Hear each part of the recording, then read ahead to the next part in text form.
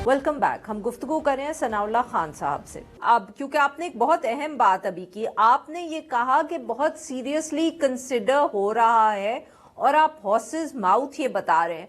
तो सर अब ये बताएं कि ये फिर क्या मैं आपकी बात से ये समझूं कि वजीर आजम साहब इस वक्त सर जोड़ के बैठे हैं और वो इसके ऊपर या इजलास कर रहे हैं या अपने बड़े भाई से इस पे डिस्कशन कर रहे हैं?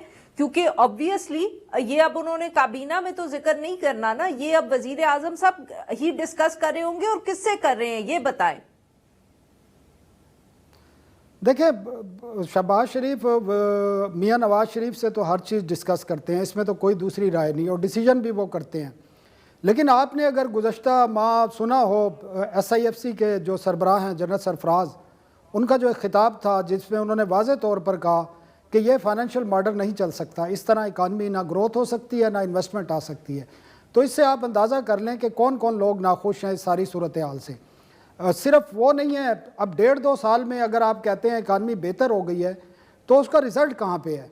आपकी जो दिसंबर के फिगर आए हैं आपने बताए हैं ट्रेड के, आपकी एक्सपोर्ट जो है 20% से ज़्यादा गिर गई है। और ये बड़ा क्राइसिस है, क्योंकि आप अगर IMF के पास गए हैं तो उसकी बुनियादी वजह यह थी कि आपका बैलेंस ऑफ पेमेंट डिस्टर्ब था।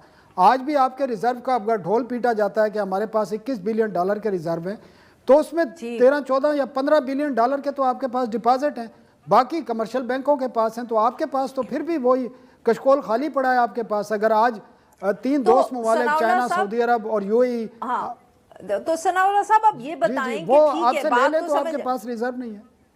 हाँ, कि अब ये बात बताएं सर कि अगर ये फैसले अगर होने हैं तो एक तो क्या इनका टाइम पीरियड क्या है, और दूसरा जो ये बात हो रही है कि शायद इसहाक डार साहब ही वापस फैसले उनको दे दिए जाएं, चाहे वो कमेटी की सूरत में हो या वजीर खजाना, या कोई नए नाम भी डिस्कस हो रहे हैं?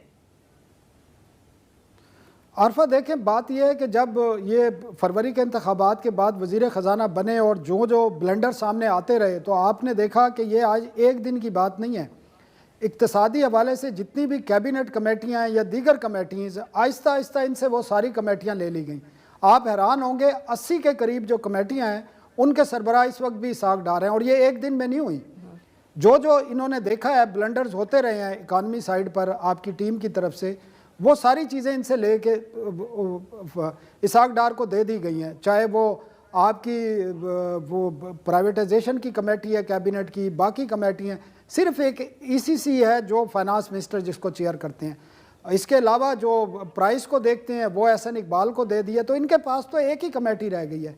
तो ये चीज़ें रियलाइजेशन बहुत पहले से है, और ये आहिस्ता आहिस्ता ये अब इस लेवल पर पहुंच गई है कि ये किसी भी वक्त कुछ हो सकता है। ये ज़रूरी नहीं है कि इसमें कोई टाइम लग सकता है, टाइम भी लग सकता है क्योंकि प्राइम मिनिस्टर ने इस महीने वर्ल्ड इकनॉमिक फोरम में स्विट्ज़रलैंड भी जाना है, शायद 18 या 19 को 5-6 दिन के दौरे पर।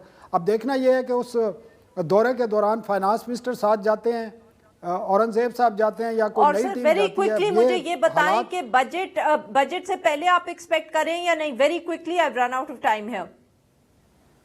मैंने तो आपको बता दिया कि बड़ी सीरियसली इस पर कंसीडर किया जा रहा है कि इसमें या तो अब ये जो हाई पावर कमेटी की बात है। साहब, आपने हमारे वक्त निकाला। नाजरीन, आज के लिए बस इतना ही। We'll be back tomorrow at the same time.